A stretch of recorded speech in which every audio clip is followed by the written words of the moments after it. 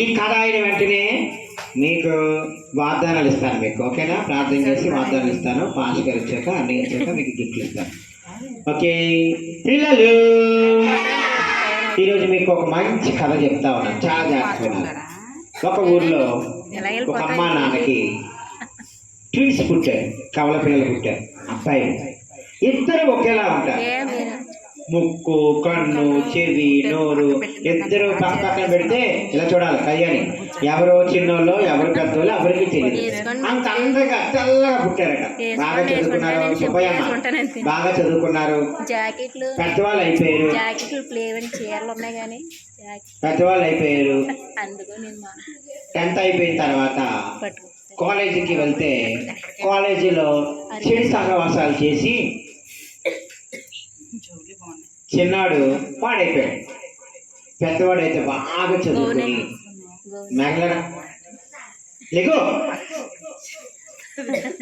పెద్దవాడైతే బాగా చదువుకుని లాయర్ అయ్యాడు. ఏమయ్యాడు?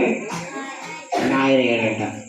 ఆ తర్వాత కోర్టులో చక్కగా అందరికీ న్యాయం తీరుస్తూ మంచి పేరు తెచ్చుకున్నాడు. చిన్నవాడైతే ఇద్దరు ఒకేలా ఉంటారు కదా. చిన్నవాడైతే దొంగ అయ్యాడు. తర్వాత గచ్చి దొంగ అయిపోయాడు. అందరింట్లో దొంగతనాలు చేస్తూ ఎవరి మాట వినకుండా దారంటే పోయే వాళ్ళందరినీ దోచుకుంటూ ధనాన్ని సంపాదిస్తూ చెడ్డ పేరు తెచ్చుకున్నాడు. ఒకరోజు ఏమైందంటే చిన్నోడు సేట్ ఇంట్లో దొంగతనానికి వెళ్ళి గోడ దూకి కుక్కలు ఉంటాయి కదా, కుక్కలను కూడా చంపేసి లోనికి వెళ్ళి తాళం బద్దలు కొట్టి బీరువాలోని డబ్బులు దొంగతనం చేస్తుంటే సేటికి మెలకు వస్తుందంట. పడుకున్నవాడు లేచిపోయాడు. అంటాడంట. భయపడేస్తాడంట. భయపడుతుంటే వీడికి కత్తి తీసుకుని మర్యాదగా బీరువా తాళాలు ఇస్తావా లేదా పొడవమంటావా అంటాడు. ఇస్తావా పొడవనా, ఇస్తావా పొడవనా అంటే నెయ్యి నెయ్యి నెయ్యి అంటాడు. హిందువుడు కదా. ఏమను ఏమని అంటాడంట. ఇవ్వకపోతే పొడుస్తా అంటాడంట. ఇవ్వకపోతే పొడుస్తా అంటానికి పొడిచేసాడు. పొడిచేస్తే 2 బోట్లు పొడిచాడు. ఆ పొట్టలోంచి రక్తం కారిపోతుంది. చోర్ చోర్ చోర్ దొంగ దొంగ దొంగ అంటుంటేనే అందరూ వచ్చారట. అందరూ వచ్చేది ఏమైందో తెలుసా? ఆ చిన్నోడిని పట్టేసుకుని పోలీసులు జైల్లో పెట్టేశారు. ఎక్కడ పెట్టేశారు?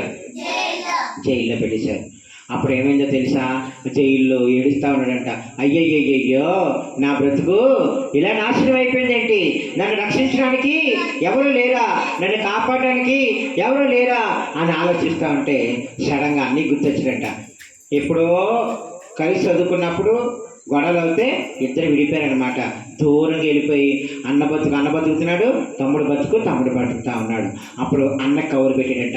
అన్న నేను ప్రమాదంలో ఉన్నాను అనగానే అన్నయ్య వచ్చాడంట జైలుకి వచ్చి. ఏమైందిరా తమ్ముడు అంటే, అన్నా నేను దొంగతనాలు చేసి చెడిపోయాను, లోకంలో పాడైపోయాను, తింటూ తాగుతూ అందరినీ దోచుకుంటూ నా బ్రతుకంతా నాశనం అయిపోయింది. ఇదిగో ఇప్పుడు నన్ను పోలీసులు పట్టుకుని నన్ను జైల్లో పెట్టేశారు, నన్ను కాపాడమయ్యా అని బతుకులాడుతూ ఉన్నాడంట. బతుకులాడుతూ ఉంటే అప్పుడు ఏం చేయాలని ఆలోచిస్తూ ఉంటే దేవునికి ప్రార్థన చేసుకుంటా ఉన్నాడంట. కొంతకాలం అలా జైల్లోనే ఉన్నాడు. బెయిల్ గట్రా రాలేదు. ఇలాగా అన్నకి ఏమొచ్చింది? ప్రమోషన్ వచ్చింది. ప్రమోషన్ అంటే ఇప్పుడు లాయర్ పోయి ఏమైపోయాడు? జడ్జి అయిపోయాడు. చెప్పలు కొట్టండి. జడ్జి అయ్యాడు. ఆ జడ్జిగా ఉన్నటువంటి ఆ యొక్క అన్నయ్య కోర్టులో ఆర్డర్ వేస్తా ఉంటే అదే కోర్టుకి తమ్ముడిని తీసుకొచ్చారంట. తమ్ముడిని తీసుకొచ్చి న్యాయవాది అన్నాడంట, నా లాయర్ అన్నాడంట, అయ్యా ఇతను దొంగతనం చేస్తుండగా సీట్ని పొడుస్తుండగా ఇదిగో వీళ్ళందరూ సాక్ష్యం చూశారు కాబట్టి ఇతనికి ఆ సీట్ ఏమైపోయాడు? హాస్పిటల్లో చచ్చిపోయాడు. ఇతనికి ఉరి శిక్ష వేయాలని తీర్పు తీర్చాలన్నారు. వెంటనే లాయర్ ఏది వాదిస్తే జడ్జి గారు అన్ని చెక్ చేసుకుని అప్పుడు అతను సంతకం పెడతారనమాట. పలానా తారీఖున పలానా రోజున పలానా గంటలకి ఇతనికి పలానా ఊర్లో ఉరిశిక్ష వెయ్యాలి అని తీర్పు తీర్చేశాడు. తీర్పు తీర్చేసి పెద్దతో సంతకం పెట్టేసి ఏడుస్తా ఉన్నాడంట. మా అన్నయ్య జడ్జి అయ్యింది కూడా నన్ను కాపాడలేకపోయాడు. అరే నా బతుకు ఏంటి, నన్ను ఎవరు కాపాడుతాడు, నేను పాపంలో పడిపోయాను, లోకంలో పడిపోయాను, నా జీవితం అంతా కూడా ఇంకొక తీసుకో నాశనం అయిపోయింది, అయ్యయ్యో అని బాధపడతా ఉన్నాడంట. అన్నీ మళ్ళా జైల్లో ఉన్నటువంటి తమ్ముడు దగ్గరికి వచ్చి, తమ్ముడు ఎంత పని చేసావు, నువ్వు నాతో చదువుకున్నావు, నాతో తిరిగావు, నాకులాగే ఉన్నావు, మన అమ్మ నాన్న మనిద్దరిని చక్కగా పెంచారు.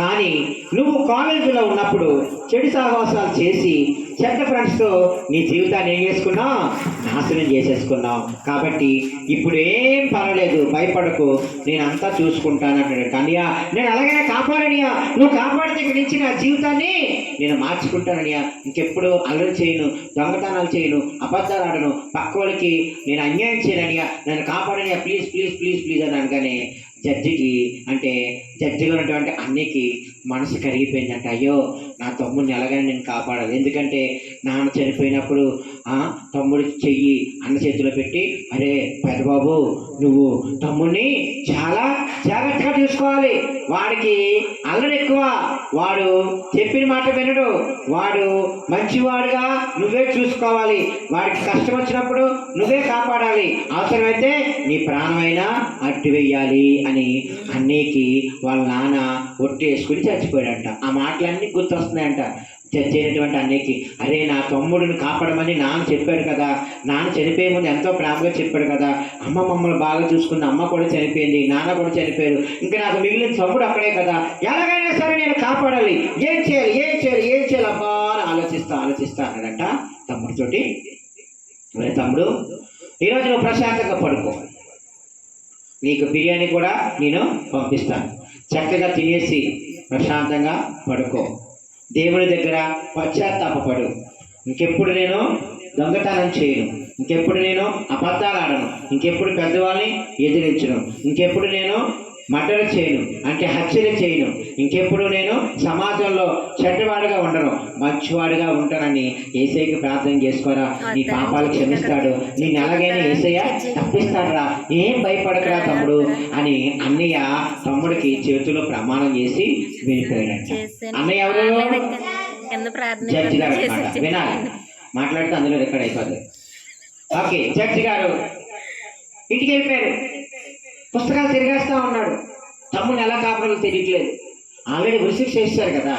అప్పుడు ఏమైందంటే చక్కగా జడ్జి గారు మరుసటి రోజు రాత్రి 11:30, 12 టైంకి మనకు న్యూ ఇయర్ అలాగొస్తూ అలాగా వెళ్ళి తమ్ముని చూడడానికి వెళ్ళి, జడ్జి గారు కదా ఎప్పుడైనా వెళ్ళొచ్చు, జైలర్ దగ్గర పర్మిషన్ తీసుకుని జైలు ఉన్నటువంటి తమ్ముడి దగ్గరికి వెళ్ళి సూట్ వేసుకుని వెళ్ళాడంట, చక్కగా క్యాప్ పెట్టుకుని వెళ్ళాడంట, చక్కగా మంచి బట్టలు వేసుకుని వెళ్ళాడంట.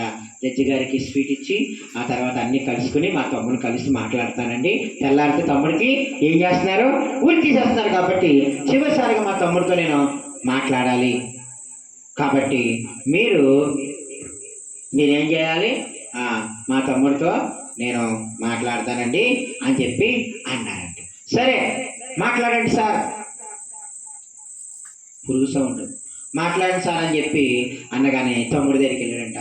తమ్ముడిని గట్టిగా కౌగులించుకుని తమ్ముడు ఇదిగో నేను ఒక ప్లాన్ వేసాను, ఏంటో తెలుసా, అర్జెంటుగా నీ బట్టలు ఇప్పేయి, నా బట్టలు ఇప్పేస్తాను, నా బట్టలు నువ్వు వేసేసుకో, నీ బట్టలు నేను వేసేసుకుంటాను, ఎందుకో తెలుసా, మన ఇద్దరం కవల పిల్లలమే, నువ్వు ఒకేలాగా ఉన్నావు, నేను ఒకేలా ఉంటాను, నీ కళ్ళు నా కళ్ళు, నీ ముక్కు నా ముక్కు, నా చెవులు నీ చెవులు అంతా ఒకేలాగా ఉన్నావు, ఒకే హైట్, కాకపోతే నేను మంచిగా బతికాను, నువ్వు చెడ్డగా బతుకో, కాబట్టి ఇకనైనా నీ బ్రతుకు మార్చుకోవడానికి ఇదే అవకాశం, నా బట్టలు వేసేసుకోరా బాబా అనగానే తమ్ముడు, అయ్యా నన్ను రక్షిస్తున్నావు అంటే నేను తప్పకుండా రక్షిస్తాను, నా బట్టలు వేసుకుని నువ్వు బయటకు వెళ్ళిపో, తర్వాత నేను అలగలాగా వచ్చేస్తానంట. అనే మరి నువ్వు అంట, నా సంగతి నీకెందుకు, నేను నిన్ను కాపాడుతానని నాన్నకు మాట ఇచ్చాను, కాబట్టి ఇక్కడైనా నువ్వు మంచిగా బతుకుతానని నాకు ఒట్టు పెట్టు, నాకు ప్రమాణం చేయి, నాకు మాట ఇయ్యి అన్నాడట.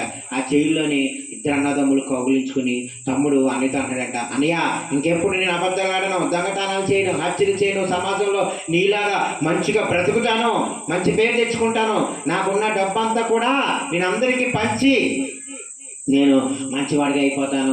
సరే అనియా, నీ బట్టలు వేసుకున్నాను కదా, మరి నన్ను ఎవరు గుర్తుపట్టరంటే, ఏం గుర్తుపట్టరు, నువ్వు మాట్లాడకుండా మౌనంగా పిలుపో, అందరూ కూడా సార్ నమస్తే సార్ నమస్తే సార్ అంటే అని ఇలా చెల్లించుకుంటూ వెళ్ళిపో తప్ప నోరు తెరిచి మాట్లాడద్దు. ఎందుకంటే నువ్వు మాట్లాడితే దొరికిపోతావు.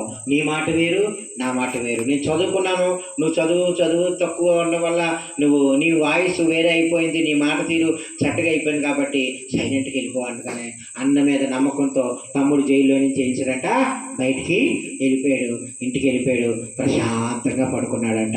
తెల్లవారుజామున 6 అవుతా ఉంది, సూర్యుడు వచ్చాడు. వెంటనే జైల్లో ఉన్నటువంటి ఖైదీని బయటికి తీసుకొచ్చారు.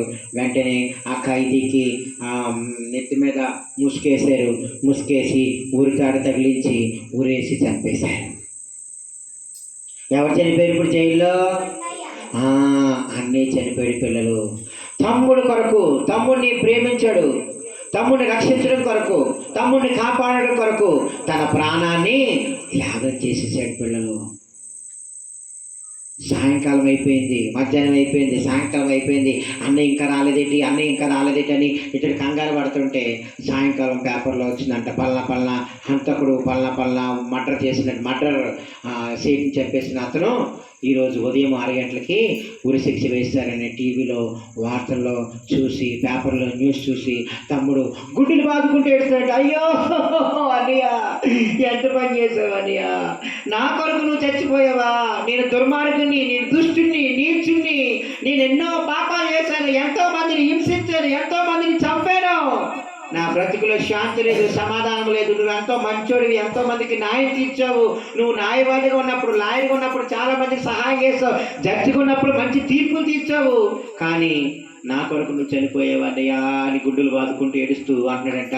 ఈ రోజు నుంచి నేను నీలా బ్రతుకుతానయ్యా, నీ కొరకే బతుకుతానయ్యా, నా జీవితాన్ని యేసే కొరకే నేను సమర్పిస్తానయ్యా, నేను యేసు కొరకు బ్రతుకుతాను, నువ్వు మంచిగా ఉన్నావు కాబట్టి నీ పేరు నిలబెడతానని అని చెప్పి ఆ తమ్ముడు అన్నకు మాటిచ్చి ఆ దినం మొదలుకొని తను చనిపోయినంత వరకు కూడా తన బ్రతుకుని ఎంతో సంతోషంగా యేసే కొరకు సమర్పించుకుని యేసే కొరకే బ్రతికాడంట. చప్పలు కట్టండి తమ్ముడు కొరకు. ఇంకా కథ అయిపోలేదు. ఈ కథలో నీతి ఏంటంటే పిల్లలు, అన్న ఏ రీతికైతే తమ్ముడు కొరకు ప్రాణత్యాగం చేశాడు, అలాగే ఈ లోకంలో ఉన్నటువంటి సర్వ మానవాళి కొరకు మన ప్రభువును రక్షకుడైన యేసుక్రీస్తు వారు 2024 సంవత్సరం క్రితము ఈ భూమి మీద జన్మించి ఆయన సత్రములో స్థలము లేదన్న పశువుల పాకలో జన్మించారు. మరియా గర్భాన జన్మించారు. బెత్లెహేము అనే గ్రామంలో జన్మించారు. యెరూషలేము అనేటువంటి పట్టణంలో ఆయన జన్మించారు. ఆసియా ఖండంలో ఆయన జన్మించారు. ఆయన పుట్టిన వెంటనే దూతలు వచ్చి, పరలోకం నుంచి దూతల సమూహం వచ్చి ఆయన స్తుతించే పశువుల పాక చెట్టు ఎంతో మహిమ. జ్ఞానులు వచ్చారు, గొల్లలు వచ్చారు, చాలా మంది ప్రజలు వచ్చారు, అందరూ దేవుని స్తుతించారు. తల్లిదండ్రుల మాట విన్నాడు. లోకసవత్తరుని 52 ఉంటుంది. యేసు వయసు యందును జ్ఞానమందును పెద్దల దయను చిన్నల దయను వర్ధిల్లుచు ఉండేనన్నాడు. 30 సంవత్సరాలు అమ్మా నాన్నకి సేవ చేసి, వడ్రంగి పనివాడు కాబట్టి యేసేబు గారు సేవ చేసి, మిగతా 3.5 సంవత్సరాలు తండ్రి పని మీద ఆయన వచ్చి కళ్ళు లేని వారికి కళ్ళు, గుడ్డు కొంటు వారికి కాళ్ళు, చనిపోయిన వారు లాజర్ని లేపాడు. చాలామంది లేపి ఎన్నో అద్భుత కార్యాలు చేసి అందరి పాపాల నుండి రక్షించడానికి, నా పాపం నుండి రక్షించడానికి ఆ జడ్జి గారు ఎలాగైతే చనిపోయారో, యేసయ్య కూడా ఆయన ఏం చేశారో తెలుసా? సిలువను ఎక్కి మనందరి పాపాల కొరకు చనిపోయారు పిల్లలు. ఆయన సిలువ మోసారు.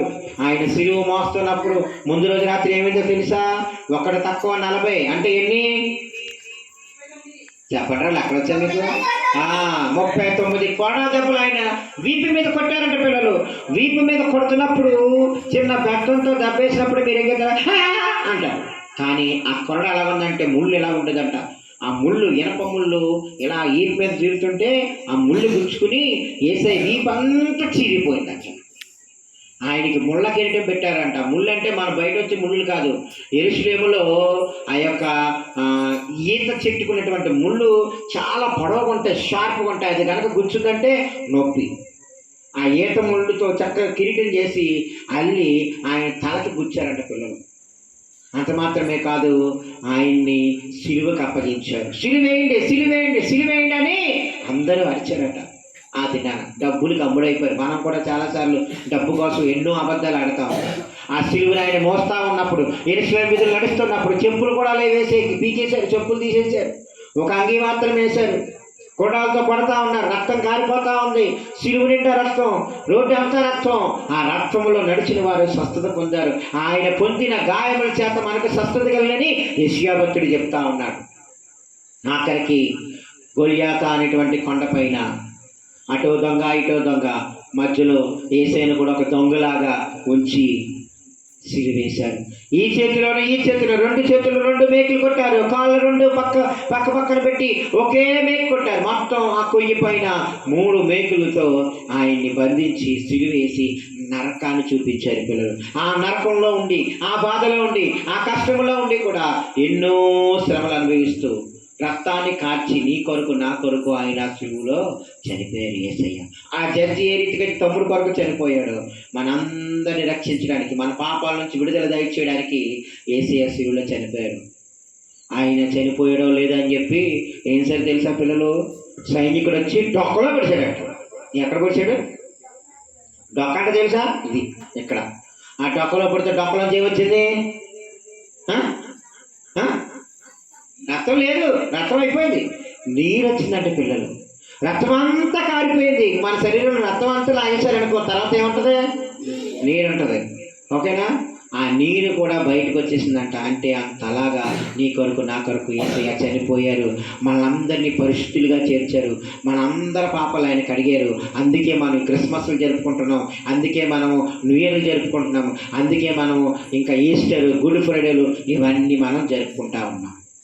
ప్రియమైన చెల్లి తమ్ముడా, యవనస్తులారా, యేసయ్య నీ కొరకు ప్రాణం పెట్టాడు, నా కొరకు ప్రాణం పెట్టాడు. అంత గొప్ప యేసయ్యని మనం కలిగి ఉన్నామంటే మనం పూజించాలి, ఆయన ఆరాధించాలి. ఈ సంవత్సరం అంతా కాపాడు యేసయ్య. 2020 సంవత్సరంలో కూడా యేసయ్య కాపాడాలంటే మనము దేవుణ్ణి అంగీకరించాలి, మన హృదయంలో పెట్టుకోవాలి, వాక్యం చదవాలి, సండే స్కూల్కి రావాలి, చర్చికి రావాలి, ప్రార్థన చేయాలి. అలాగే ఎవరైతే ఉంటారో, ఆ చర్చి ఏ రీతికైతే తమ్ముడిని కాపాడాడో, ఆ అన్న ఏ రీతికైతే తమ్ముడిని కాపాడాడో, నువ్వు కష్టంలో ఉన్నప్పుడు, బాధలో ఉన్నప్పుడు, ఇబ్బందుల్లో ఉన్నప్పుడు, ఇరుకులో ఉన్నప్పుడు, ఏడుస్తున్నప్పుడు, దుఃఖంలో ఉన్నప్పుడు నిన్ను తోడడానికి, నీ కన్నీరు తోడడానికి, నేను కాపాడడానికి పరలోకమైనటువంటి యేసయ్య దిగి వచ్చి నీకు సహాయం చేస్తాడు. ఈ మాటలు దేవుడు దీవించి ఆశీర్వదించునుగాక. ఆమె తల వంచండి, ప్రార్థన చేసుకుందాం. మన మధ్య ఉన్నటువంటి స్టెల్లా పాస్టర్ గారు వచ్చి ప్రార్థన చేస్తారు. చెప్పబడినటువంటి వాక్యము కొరకు, చెప్పబడినటువంటి వాక్యము కొరకు ప్రార్థనలో ఉందాం. ప్రార్థన అనగానే మోకరించాలి, ప్రార్థన చేసుకుందాం. ప్రార్థన వాక్యము కొరకు, యేసయ్య నీ కొరకు నా కొరకు ఆయన చనిపోయారు. ప్రియమైన చెల్లి తమ్ముడా, ఆయన మిమ్మల్ని ప్రేమతో పిలుస్తా ఉన్నాడు. ఇది అనుకూల సమయము, దినములు గడిచిపోతా ఉన్నాయి, దినములు చెడ్డవి, సమయం అయిపోతుంది, సద్వినియోగం చేసుకోవాలి. ఈ సమయాన్ని పోగొట్టుకోవద్దు. ప్రార్థన చేద్దాం. ప్రార్థన. వినిడి పావనుడా, ప్రార్థన మాకు నేర్పుమయా. ప్రార్థన వినిడి పావనుడా, ప్రార్థన మాకు నేర్పుమయా. మహిమా స్వరూపుడా, పరిశుద్ధుడా, గొప్ప దేవా యేసయ్య, ఇప్పటి వరకు ప్రభా కలతల ద్వారా మీ వాక్యాన్ని వివరించడానికి ఇచ్చిన గొప్ప కృపకై, ప్రేమకై మా హృదయపూర్వకమైన కృతజ్ఞతాస్తుతులు, స్తోత్రములు ప్రభా. అయ్యా, మీ సిలువ చాటున తండ్రి, బహిరంగంగా మీ సిలువ కానబడకపోయినా ప్రభా, మీ కృపతో మమ్మలను కంచివేసి కాపాడుతున్న విధానం బట్టి మా హృదయపూర్వకమైన కృతజ్ఞతాస్తుతులు, స్తోత్రం. నైనా మీరు కాపాడుతున్నారు కాబట్టి మేము బ్రతుకగలుగుతున్నాము తండ్రి, స్తోత్రం. మీరు రక్షిస్తున్నారు కాబట్టి మేము రక్షింపబడుతున్నాము. రాజులకు రాజును, ప్రభులకు ప్రభు అని యేసయ్య నా తండ్రి నిజమే ప్రభా. నా తండ్రి, మీ శ్రమల వలన మాకు స్వస్థత తండ్రి. యేసయ్య వందనాలు ప్రభా. అయా, చిన్న బిడ్డలు తన చిన్న హృదయముతో ప్రభా ప్రార్థించుచున్న ప్రార్థనలను ఆలకించుచున్న గొప్ప దేవా, స్తోత్రం నైనా. అయా, పెద్దవారు కూడా వింటున్నారు కానీ రాలేకపోతున్నారు ప్రభా. వింటూ నైనా మిమ్మల్ని ఆరాధిస్తూ ఉండగా ప్రభా, వారి జీవితాలకు అవసరమైన వాక్యాహారాన్ని అందింపచేసినందుకు వందనాలు స్తోత్రం నైనా. అయా, తదుపరి జరుగు కార్యక్రమం అంతటిలోను ప్రభా నేను క్యాండిల్ సర్వేలోను యేసయ్య గిఫ్ట్ నేను అందించడంలోను తండ్రి నేను ఆత్మీయమైన ఆరాధనలోను ప్రభా ఈ 2024 సంవత్సరం అంతా కాచి కాపాడిన దేవాది దేవ మీకు కృతజ్ఞతాస్తుతులు స్తోత్రాలు చెల్లించుకుంటూ ప్రభా నూతన సంవత్సరంలోనికి మమ్మల్ని అడిగిపెట్టింపచేసి మీరే మహిమ ఘనత ప్రభావం పొందమని సర్వశక్తుడును మాతో తోడై ఉంటానని వాగ్దానం ఇచ్చి తోడుగా ఉంటూ నడిపిస్తూ ఉన్నా యేసు పరిశుద్ధ నామమున ప్రార్థించున్నాము పరమ తండ్రి ఆమేన్. బోలో క్రీస్తు మహారాజుకి జై. Happy Christmas merry Christmas. Happy new year happy new year వచ్చేసిందిరా 6 గంటలకు వచ్చేసింది happy new year happy new year. Happy new year happy new year. Happy Christmas merry Christmas. Merry Christmas happy Christmas. అందరికీ హ్యాపీ న్యూ ఇయర్. ఇప్పుడు తర్వాత cordial service ఉంటుంది, అలాగే కూర్చోండి.